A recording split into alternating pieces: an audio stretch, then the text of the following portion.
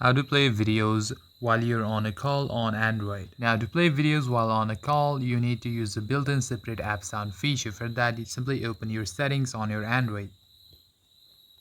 Now, in your settings, simply scroll down until you find sounds and vibration and tap on it. Scroll down and you'll find separate app sound and tap on it. Now, simply make sure to toggle the turn on now button on. Toggle it on and tap on select app and audio. Now select the apps that you want to play on a different audio device, like while you're on a call, which apps you are playing the video on, such as YouTube or Chrome. You can add apps by tapping on plus sign. From here, simply select the multimedia apps such as could be VLC media player or even your gallery or Instagram.